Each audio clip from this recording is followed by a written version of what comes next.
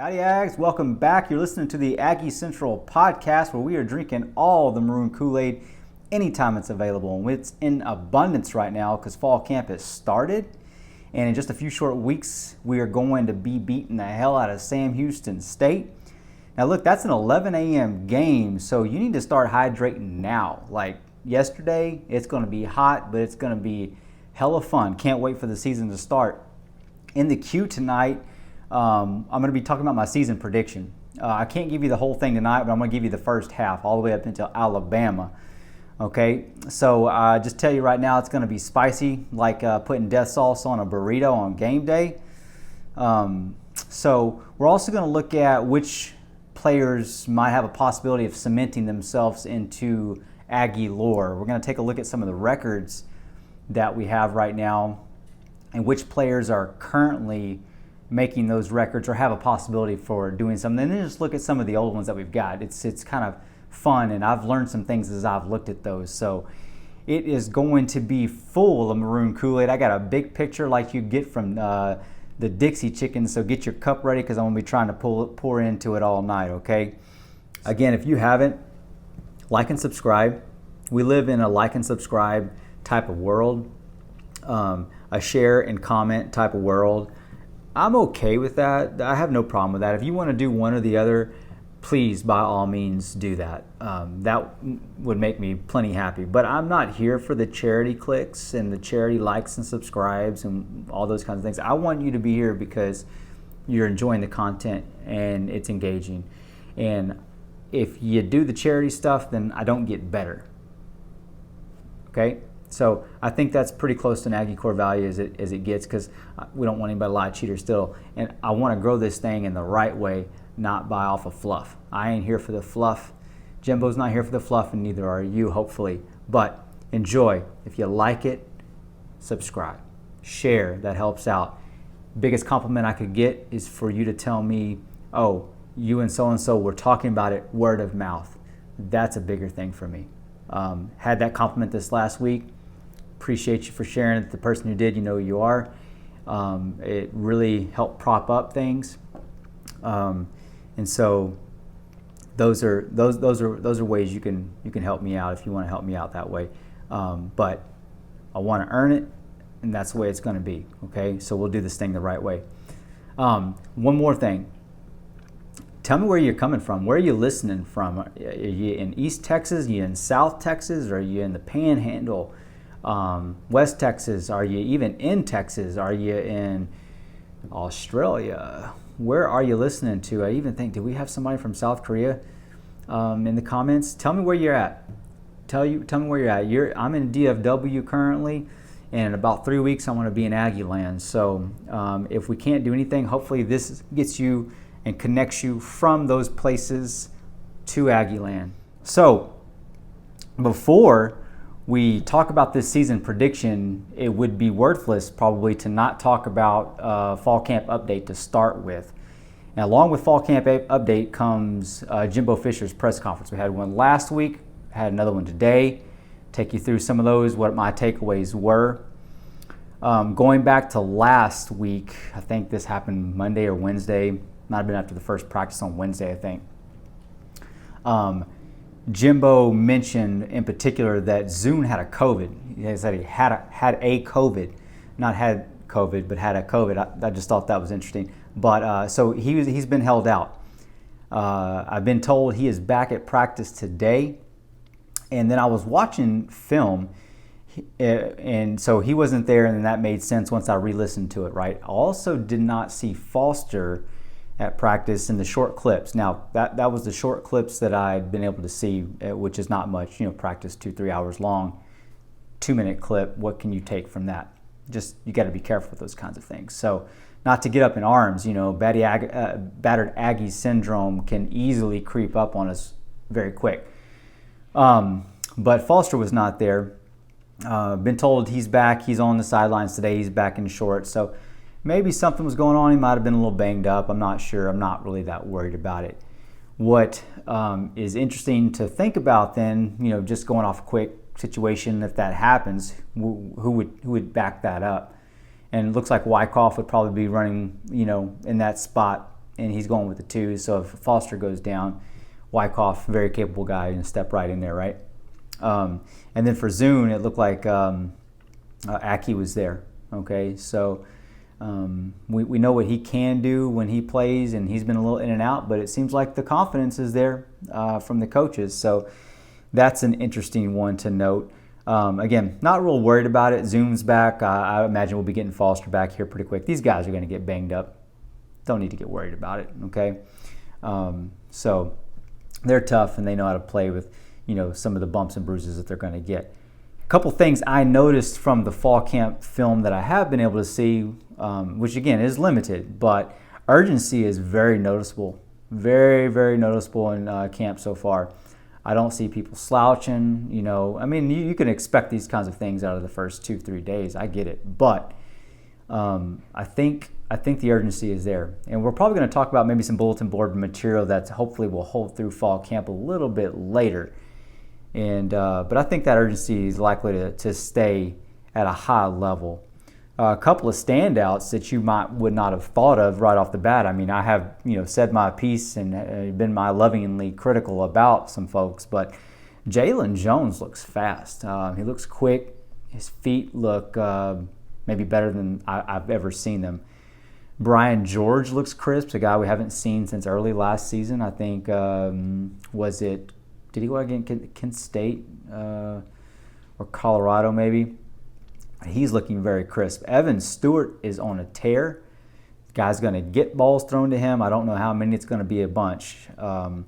Andre White looks huge, like big, very big. And a couple that I didn't think I would have seen or taken note of just yet, to be quite honest. But Labius Overton, Shamar Stewart, and Anai White, guys that coming in with this last class. And we're going to talk about a little bit later, too, about why that may be and some benefits that we're going to get, because I'll get into Jimbo's second press conference here in a little bit. Toon Meese looks fantastic. McKinley, Rakes, Diggs, Antonio Johnson all look very motivated. So very good news. Go ahead and take a sip of that Kool-Aid right now. If you haven't already, I'll do it with you. All right, that's just water. We're getting hydrated, right? Because I'm getting ready for that 11 a.m. kickoff. A couple other pieces to note. You hate to hear this, but it does happen. And we want to wish these guys well. But Hezekiah Jones and Donnell Harris are medically retiring. Jimbo mentioned this. And a couple guys that their heart was there. It just doesn't work out for everybody sometimes. So wish these guys the best. Hope their ailments are improved, and I hope their experience is something that they'll be able to take with them to the next level, do some coaching, whatever it may be. But we want to wish those guys well. It's again, it's just you hope that everybody gets out there and can be a star, but just not quite there. A couple questions came up about Chris Russell, just to address those real quick. He has had something going on as well. I think it was connected a little bit to the Anaya Smith situation. Not incredibly certain or sure about what that looked like, but I'm trying to check into it a little bit. It doesn't seem to be a big deal either way. And he's backing up probably Andre White or Edgerrin Cooper probably at this point. But we need a backup, so I'm not trying to downplay that by any stretch of the imagination. But he's in practice and he's going, so whatever it is, I trust our coaching staff's going to take care of it and do the right thing and do right by him. They have so far, and I have no reason to expect they won't, so I think things will be taken care of. But there was a press conference today, so let's get into that because, just think about it. What if the information came out that a chain was not going to be playing, or he was out, maybe out 2-3 weeks, something like that, or let's say Damani Richardson or Antonio Johnson was going to be out because of grades or something like that. That'd be a pretty big reason. We might want to take that into consideration when we're going to do a prediction. Okay, we're not just going to go fly out this prediction. I'm not here just to blow smoke. I want to give you some reason, and I want to give you some thought behind this. Okay, so I'm here to talk to you and give you a little dip so you can touch your toe into Aggie land for a little bit, right? So I'm not here just to talk for the sake of talking. That's not what y'all are here for. I want to give you some thought, something to make you think while you're driving home from work on Monday or this next week to get you to next week's podcast and or closer to the football season, right? So if there's information like that, we need to know about it because it factors into our prediction, okay? So Elijah Robinson talked. And when Elijah Robinson talks, I listen. I take notes because this guy's got a lot to say, assistant head coach at this point. And we can glean a lot from what this guy's got to say. So specifically right off the bat, he talked about Mckinley Jackson, Rakes, and Shamar Turner. This is one I've had trouble seeing in practice as well. I wondered, is he out? What's the deal? But he's talking about him, and this gives me a great sign about where he's at. So motivation's there. He's ready to turn up. Rakes, let's also talk about Rakes for a second because this is a 3-star guy, like .88. Just missed out on a 4-star, but he was one that I was very high on. Again, guy that makes me think of Dalen Mack a little bit. Got some nice get off, but a big guy. Even did a little bit of running back, I think, goal line kind of situations, right? They're not handing it off to him on the 5-yard line of their own territory, expecting him to go the length of the field or anything. But we just got a commitment from a couple guys, Bertrand, I think is how you pronounce it, and Samu. A little bit of a shortening in some of these names, difficult, right? Give me a little slack. But these are some big guys, 3-star guys, okay? So look where Rakes is at right now. And think about these guys, because our recruiting, we're going to have some splashes. I told you that's going to take place, but we're going to have some 3-stars. And this recruiting staff is going to dig into those 3-stars. We're going to get high-quality 3-stars, okay, when the ones that we take. And the one that we just got in Bertrand, he's coming out of Philadelphia or Pennsylvania, somewhere Elijah Robinson's territory, okay? So he's continuing to recruit that area very well and getting very good prospects from there, okay? So Rakes, great to see that development this guy has done, and where there's a will, there's a way. You don't have to be a 4-star. You have to be a guy that wants to give effort, wants to play, and that this coaching staff can trust. Mckinley Jackson seems to be dialed in. His name's coming out of a lot of people's mouth, including Jimbo's. And that's good news to hear because this is really the veteran of the team. Remember last year we had a bit of an issue. There was a ticket, arrest, something going on. I don't remember all the specific details, but he was out a couple games. We paid a little bit of a price probably against Kent State. So good to hear that this guy's right where we need him to be. Now we got a few more weeks to go, but leadership is there from this guy. He's ready to show these young guys what needs to take place, okay? So one thing Elijah Robinson mentioned was just that, these new guys, they got to work behind Clemens and Peavy and Leal, so they've seen what it takes. Remember, one of the reasons why we hired Jimbo is because he knows what it takes. He's lived that life for that championship. So he's not trying to figure it out. He's gone through the process of getting that championship. And so whenever he sees effort in something that's not at the level that he's had experience with, he can call it out. These guys have seen what high production looks like, these younger guys. So the standard has been set and a culture has been created, and that's what we wanted most out of this, in my opinion. A culture of hard work, a culture of high motors, preparation, guys that know how to get more out of themselves than just moping along, okay? So that is something that, again, very interesting, very thankful to hear about, okay? So one of the things he mentioned about this situation that we're getting into is with the defensive line is that they have to work as a unit. He talked about his kind of defensive philosophy there. He wants to close the pocket. He wants to give the edge guys the time, but he also wants to create pressure from the inside. So he said for that to happen, they've got to work as a unit. They can't just go off, on a tear by themselves. They're going to have to Keep the lanes closed still. You can't just overload one side and then let somebody get through. This is exactly what Alabama tried to do with Johnny after the first year. He's next level, so they still couldn't do it, but that's what they want to do, is keep those lanes closed. So, and then you want to make matchups. He's looking for matchups. He's wanting to maximize personnel. Think about also what we did back in 2012, and go back and watch that game against Alabama.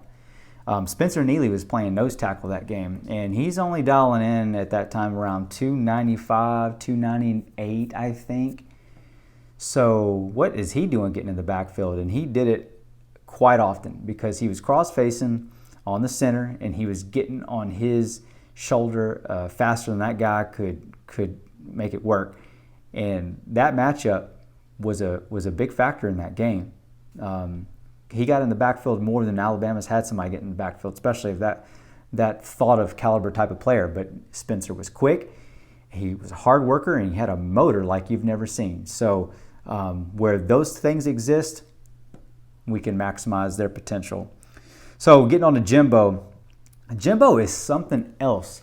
My goodness. And so I was listening to a certain other press conference the other day, and it's kind of getting into talking about what do you enjoy most about football. And some people talk about, well, like I love to get those wins, winning that big game, beating your rival, this and that. You know what Jimbo likes? Jimbo likes practice. He's very different than Allen Iverson. He likes practice. If you just listen to him talk, the things that he says just tells you how much he loves it. I'm sure he enjoys a win just as much as the next, but he's out there every day. And it's like you enjoy going to work when you like the people you work with and you get along with them well. He just likes the people that he works with. He likes these guys playing, and he's not vague about it either. So it's not disingenuous. Listen to what he had to say. So he said he likes to watch the young guys come in and get the big eye. And what he means by that is like they come in and what they do is they see something that they weren't prepared for, and that they're shocked. They're just shocked, right? They're like, oh, okay. And they second guess themselves, and they're not sure if they belong anymore. And then he says he'll watch them, and then they do something, right? They achieve in some sort of way. They get a win, and then the smile comes up, right? And then they start to figure out, oh, I belong. And he sees that. That's growth right there is what that is. That's what Jimbo is looking for out of these guys, and that's what he gets his jollies on. He wants to see these guys grow. And that happens in practice. That's what he loves. He loves practice. So, man, if you just had any doubts, Jimbo is he's just perfect. The guy that we needed for this, our time and our place at the moment, wherever we're going to be. I'm not guaranteeing any results from these kinds of talks and these kinds of things, but this is the guy that we wanted. Wow. So, having said that, drink the Kool-Aid, please.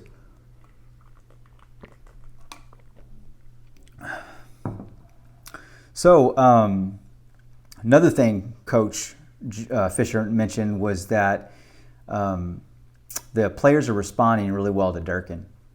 So Elko leaves, Durkin comes in, coming over from Ole Miss. You got to worry about that, right? Because as we're going to talk about some of these predictions, we're going to be talking about some of the offensive coordinators, defensive coordinators, and new head coaches that we're going to be facing. And you can't just take for granted, oh, new coach equals W, right? That didn't happen with Leach. So when we talk about those kinds of things, it's important to know how the guy's transitioning. And one thing that he said that really settled me down was that he says he's got great command when he's on the field. And great command means that he's able to go ahead and speak to the players authoritatively, but also not in a threatening way. So that makes the players feel safe. They're not always dancing on eggshells, but that they also know who they need to listen to for their guidance on their development. And so this was probably the best thing I've heard on Durkin so far. I'll be looking forward to hearing more about it and in the future. With that being said, these were my main takeaways from the last two press conferences.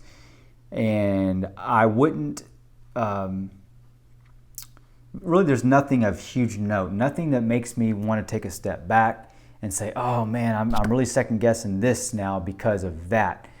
Yes, I did mention a couple guys sitting out. I think even like today, Moko is sitting out. He's got his shorts on. He's probably participating, but they might be a little bit more contact today, and they're going to do some things like this where they hold some guys out. Okay, not the biggest deal.